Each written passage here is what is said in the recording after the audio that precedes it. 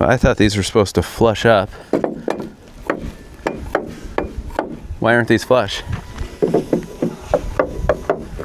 You ever find that your I-joist depth does not match your rim depth? For years, we would hold these I-joists up and flush with the top, right? Because we're framers, everything's supposed to be flush. I thought if you had a 9.5-inch joist, that the rim then also should be 9.5. But what I'm seeing here is about 9 7/16, 9 7/16 in the rim, 9 9/16. What's the deal with that? I thought we want everything to be nice and flush. Well, as much as we do want everything to be flush, here's the thing. I-joists are really strong, really stiff, nice and straight. These are 44 footers. However, I-joists are not that strong right here. So we only want this to carry the floor load, not whatever loads are from above. Instead, we want the rim joist to transfer those loads from above. So that's why it's slightly tall, so that the rim is taking that load and the I-joist is taking the floor load. Now, sometimes what we can do is we can put web stiffeners in or squash blocks when there's point loads. That just, again, helps to transfer the load. What it is about I-joist, these are awesome, right? It's an engineered wood product. We can get them super straight. They're made in like 60-foot lengths. Then they're cut down from there. Very lightweight, just like a steel I-beam. It works in the same principle. But if we overload this end, this web will be weak. So the rim takes the load from above. And then sometimes if we need a little extra stiffness there, then we can just put in web stiffeners. And now you know why your rim is always taller than your I-joist. It's supposed to be that way.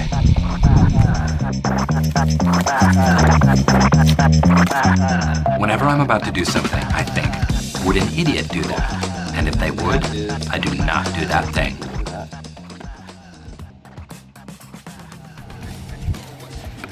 You should really read this. Everybody should read this, because here's all the do not do. Some tips and tricks for working with an engineered wood floor. What I like to do first is set all of our one-offs, all of the LVLs that are going to support walls above. This house only had 3 total, so that's pretty easy. So Kyle's grabbing the 18-foot, 3.5 by 9.5 LVLs. We're going to put those in place first.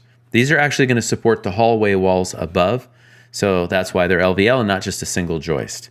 We also like to attach them with screws from the underside, the structural screws, as opposed to toe nailing, which just, I don't know, I don't like that connection. Plus, if we make a mistake, we can just pull them out. So we're gonna get these in place first. We're gonna set the joists around them. Now, what I love about I-joist floor systems is how specific I can be with the joist lengths. The longest length here is 44 foot, then some 42 footers. They just sent them all out as 44s with the short ones there at that middle hallway. But you notice that these things just came banded. We just unload them in place, put them right on the layout marks. Now we don't have to handle or measure the long ones. We can just measure and cut them in place at that end. So little labor if you do the pre-planning ahead of time and have a telehandler. Hey, top of the morning to everybody. So we are doing our level best to get this thing framed. So the rim is set. Now you can see that the rim, let's see it over there too. Boom in. See, there's the rim, flush with the top of the mud sill. Jordan is a block cutting machine. We've been talking smack about him because he can't hear us. With his ISO tunes in, he's listening to his own music. Yeah. Oh, I'm so glad I got that on camera. He didn't even hear me say that. Smooth move, X-Lax.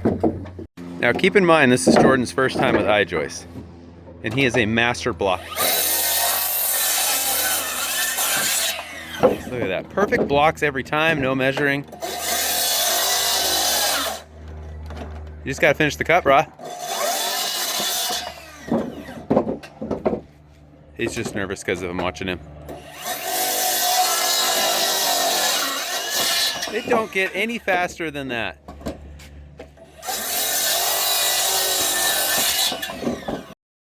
And whoops, just about broke my little Osmo. All right, so here is a tip and trick for cutting very long I-joists without pulling out a tape measure. These are 44 footers. This section is 42. The one behind me is the full 44. All of this scrap is going to become blocks. So just plane the front of your wall up, measure back whatever the thickness of your rim is, plus 1/8 of an inch. You always want to give yourself just a little bit of slop, snap a line, and now cut them in place. Now here's a critical detail if we're going to do this. Every one of those I-joists is right over the identical layout mark. Remember, when we lay out, we pull from the front over whatever layout is, identically in the back, we snap a line through, then we lay out all those pony walls. So by setting every single joist over its layout mark, then snapping our line, that will ensure that these cuts are square. And we didn't have to measure 44 foot. Think about how much time you save not walking back to hook the tape. Even if you use someone else, right now we got 2 people involved, we don't have to do any of that.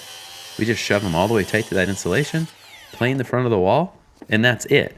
Now, one other thing to mention, these PWT 20 series I-joists have a 2.5 inch flange. Awesome. Not all saws cut 2.5 inches. This Makita just barely makes it, and that's why you see just a little bit of tear out. Big deal, score it with your knife, and you are good to go.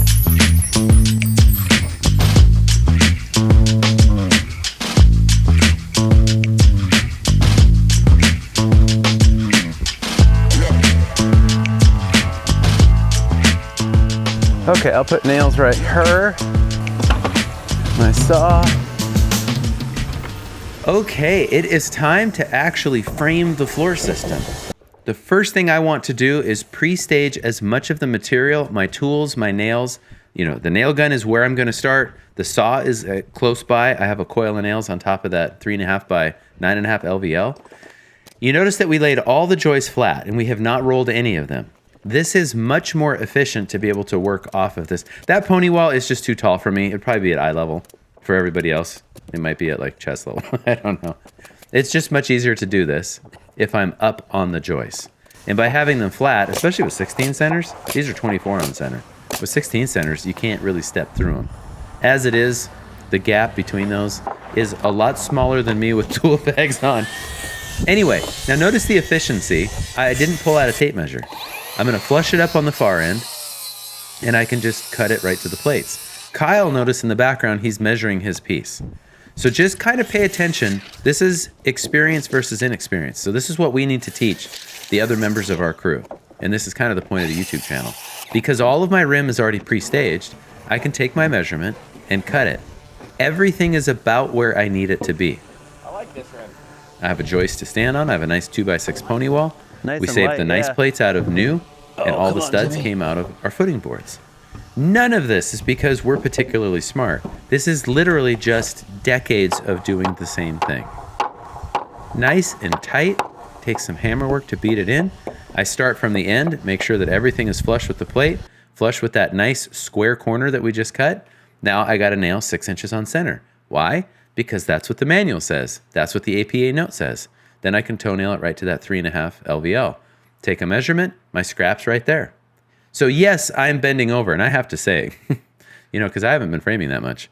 This was a little hard on Timmy's body, but it felt good. Just get rid of that one pack that I have, and it would be even better. Now, let's go over to this section, pre-staged. I'm going to slide it over, right flush with the corner. And you'll notice I'm going to work it in sections. If I've done a good job with the top plates, then it's not going to be all wavy in and out, right? We should have straightened this.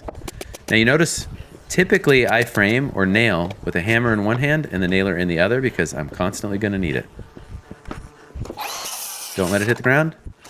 Awesome. Took the nails with me, the gun with me, and the saw with me. Now I can fill in this piece. Ran all that lineal footage in just, I think it was like 10 or 15 minutes, honestly. And then I sped it up because who wants to watch all of it and hear me huff and puff? So efficiency comes from not working as fast as you possibly can. That actually does come, by the way. It's doing the motion as efficiently as possible. It's minimizing trips. It's not forgetting things. And then when you're still young, you can combine that with moving fast, and then you really fly. When you get to be my age, I will outwork anybody that comes to work with us, not because I spend more calories. It's just because I've done this for a long time. And then I still make mistakes. Drop the saw off. You know, there's that piece of scrap. Maybe it drops and I have to climb down. You just learn. Try not to do that kind of stuff.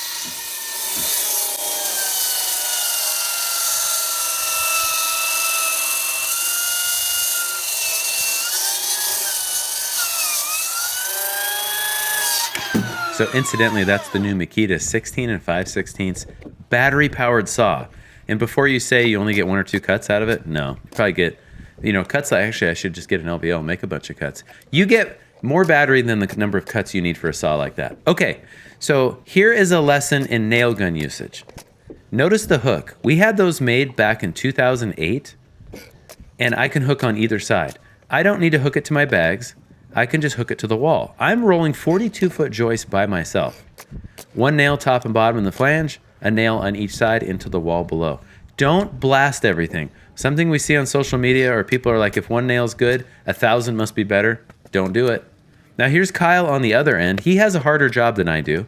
Not hard, but he has a more involved job. As we notice, I'm getting out ahead of him rolling the joists. He's blocking over that girder that we had set in the previous video. So that's going to keep the joist from rolling because he doesn't have a rim or band joist. Now, Jordan is using a jig to cut all of our blocking out of lineal footage that they sent as scrap. So what he does is he registers one end with a big 12-inch speed square, and then we just have that block made.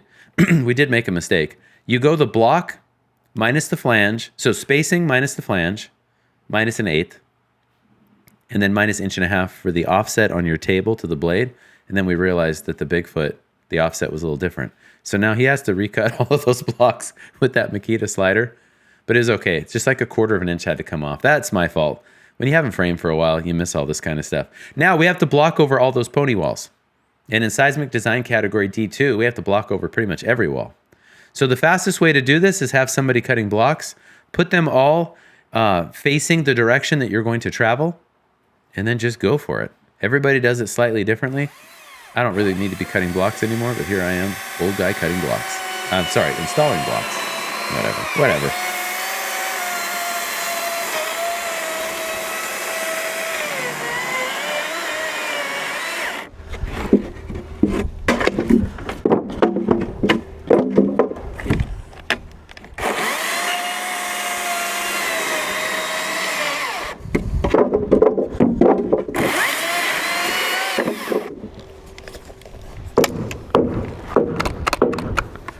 Safety. Okay, that was good. Otherwise they want to tear. So that almost gives us enough blocks right there. Cool. Things always tend to work out, except for those times that they don't because I'm an idiot. But that only happens like... So let's go over some of the I-joist framing details. Now, full disclosure, this video is sponsored by PWT. So just by way of explanation, we first used I-joist, actually, I didn't even think about that, on this house that I'm living in. We built it back in 2001. It was our very first time using I-joists. So anyway, whatever that is in years, that's a lot of experience with I-joists for multiple manufacturers. Okay, so let's take a look at the website for PWT. When you go to the home page, this is what it's going to look like. I'm going to click on PWT I-Joist, get some pretty awesome shots there. But what we want to do is we want to get down to installation guides. We can click a viewable resources, and you can just prowl around this. I've already got it open in a PDF program. Okay, so I always download the PDF instead of viewing it through a web browser. And we're not going to go into a lot of detail on this. I just want to show you, basically it is always worth, no matter what manufacturer you're buying from, read the literature. You will notice that a lot of them use the same details, and I'll show you why in just a second. We're going to fast forward because what we were just talking about was web stiffeners. So here's where you get to all the details. You notice there's a variety of ways to accomplish certain tasks. There's the hole, round hole. We're going to get into this. We're going to do a deep dive into I-joist later. But this is where you can find prescriptive holes. What can we cut? What shouldn't we cut? Rectangle, the prescriptive sizes. Now here's the floor details. This is what I wanted to show. Let's zoom in here on B1, web stiffeners at interior support when required. So, web stiffeners. There is a method to that madness. We're not going to get into the deep dive on this one. We'll follow that up on the I-joist video.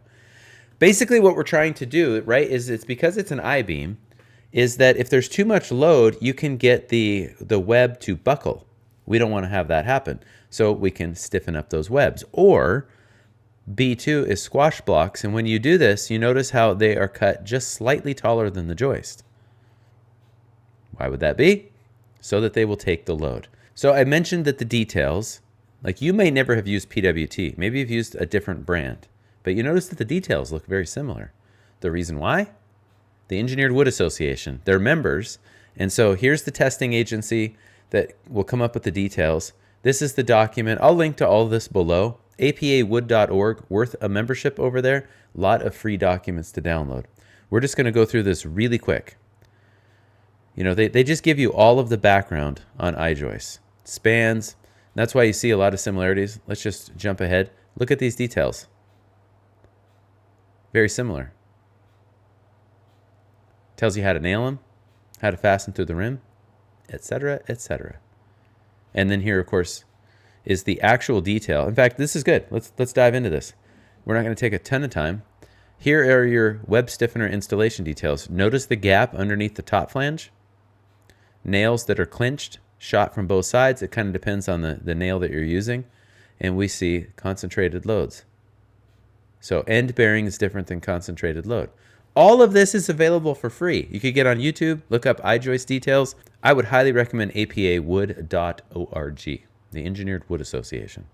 All right, I have excellent news. So I emailed the inspector. They're not normally out here. I think I already said this, out here on Tuesdays and Thursdays. It's Monday, Wednesday, and Friday. But I was like, hey, we have this whole thing. Send him some pictures. You know, we just are supposed to get rain tomorrow. Like, why is it now in August, the 2 days that I just need to get this floor covered and the seams taped? Excuse me. Never going to get over this thing. That it's going to rain. So anyway, he made a special trip out, take a look at everything, and gave us the approval to cover. So that is fantastic. They're really good to work with out here. It really simplifies things. That's really a lifesaver. So it's 11 o'clock. We're going to take lunch, and then we're going to sheet this floor today, get the seams taped, and then the rain will be here late tonight into tomorrow. But let me show you what this thing looks like. So there's the insulation, pony walls, blocking, all that good stuff. And then we've got beam underneath bearing wall. So we got this LVL, and then these are hallway walls, LVLs. You probably saw that yesterday. We had that all done. So not too bad. This was so much faster than last time, where the other company, the way that they shipped I-joist is that everything's split on this wall. So we handled everything, you know, essentially twice, but not on this one. Just rolled them. I think I already posted that time lapse. We just rolled them, cut them, or I should say set them, cut them, rolled them. And Jordan was a block cutting machine today. I'll post the reel of that. So there we are. Time for lunch. These are all PWT I-joists. And we've got sunshine. They said it was going to get cloudy.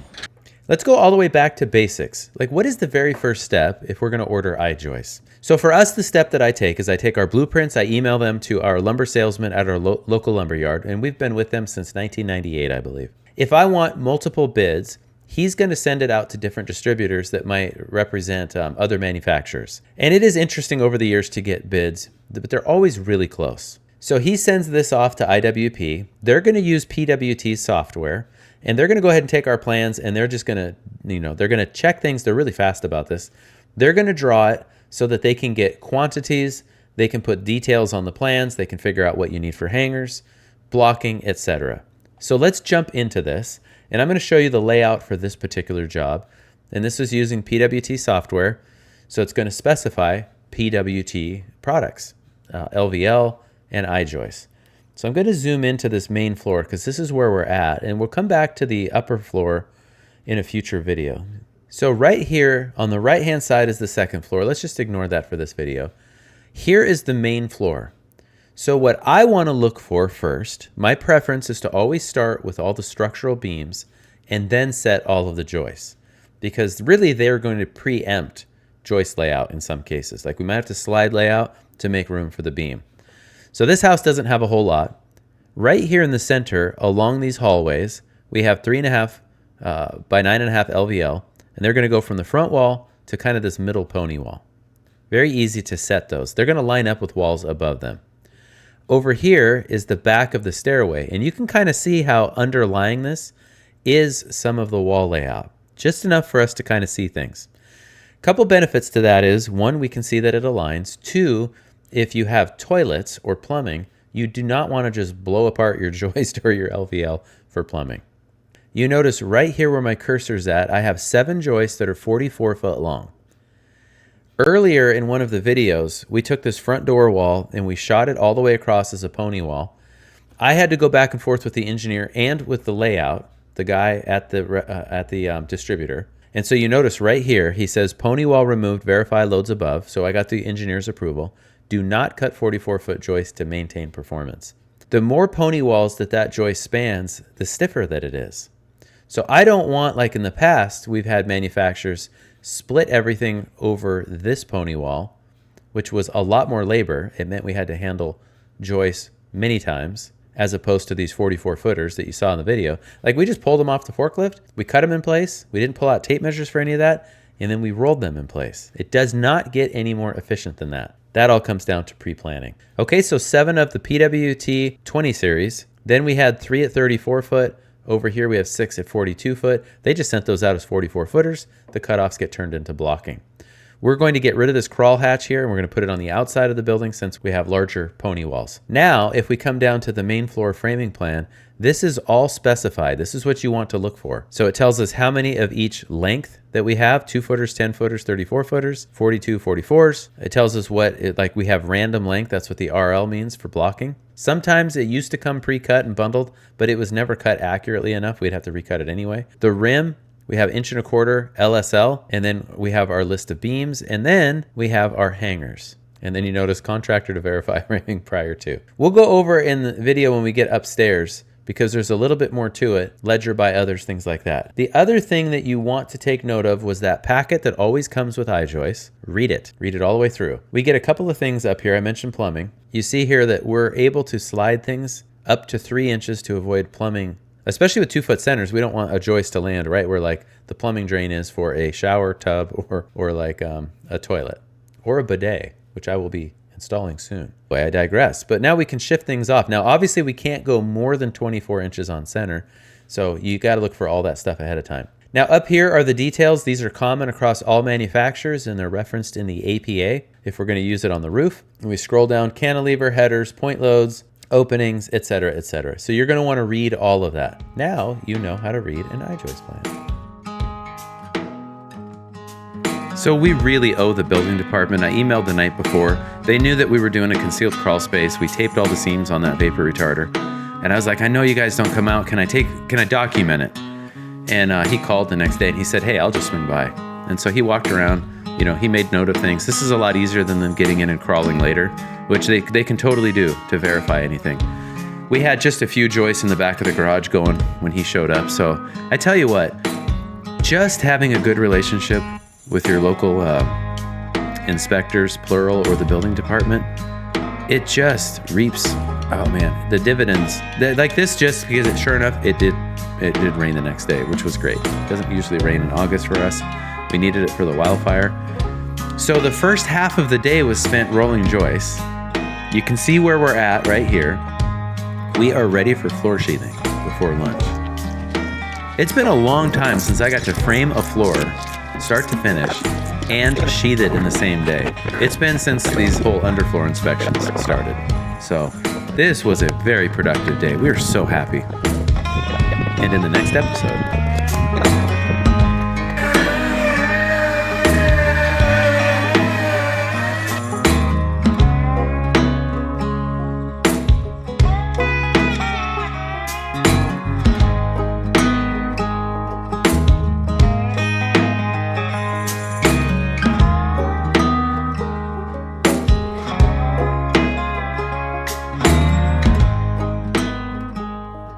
all right, I have to say that was extremely productive. That was a good training session and good production. Those don't always go hand in hand.